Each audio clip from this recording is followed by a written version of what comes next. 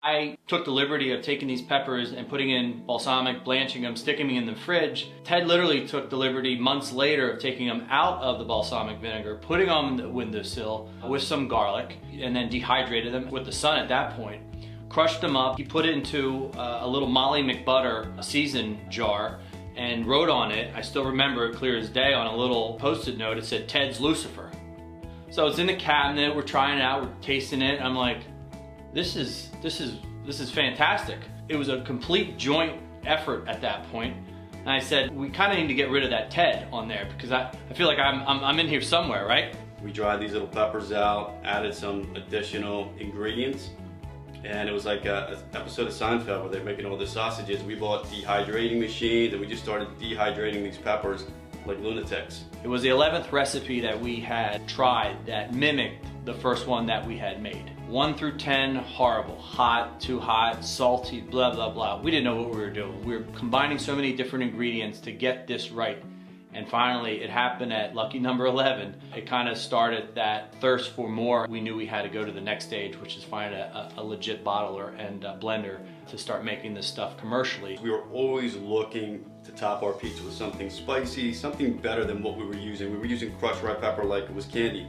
And crushed red pepper is good, but you have to use a lot of it. It gets a little aggravating. So these peppers that we had drying or marinating in the balsamic vinegar, it was like the light bulb clicked. It was a hobby. The hobby became a focus, and we just knew that there was a better way to season your pizzas and your pasta. And then it just went on from there to eggs, to veggies, fish, meats, you name it. We were getting more and more people saying, hey, you should do something with this, do something with it. How many times you hear something, somebody say something like that, like, when am I gonna start a salsa company just because, one of my friends likes my salsa so much? No, there's so much more to that than just making a company and jumping on it. One day I was laid off, I was fired, like out of the blue from my company, which further would be a blessing in disguise. It gave me 9 months to get this together with Ted, with me focusing solely on it. There'll be other times where Ted goes unemployed and he focuses on it. We wanted to have a name that stuck with you.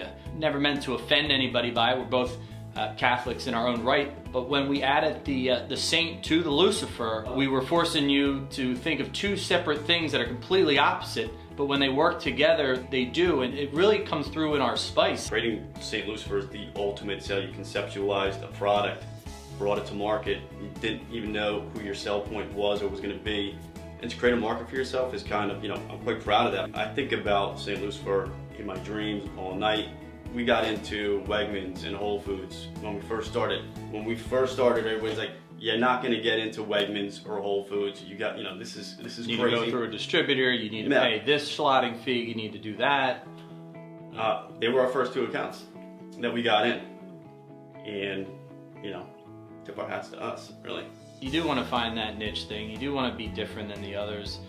But I think what really sets us apart is that we really believe in what we're doing and what we're making. Our product should be sitting right next to the salt and the pepper on the table. It's a different fourth dimension of flavor that spice can bring to you. So our first product was our habanero table spice. Our second born was the jalapeno table spice. Our third, if I remember correctly, was our Bloody Perfect dry instant Bloody Mary mix.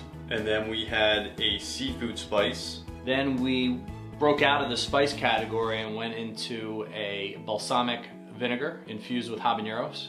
And we did the same with a extra virgin olive oil infused with habaneros, imported from Latina Italy. Our final product that we have ready right now is our Calabria chili oil. Check this out for the glory of hot. Special thanks from Ted and I to all you who have helped us get to this point. We're not going anywhere. Can't thank you guys enough. Shake a little, shake a lot. You control the spice level.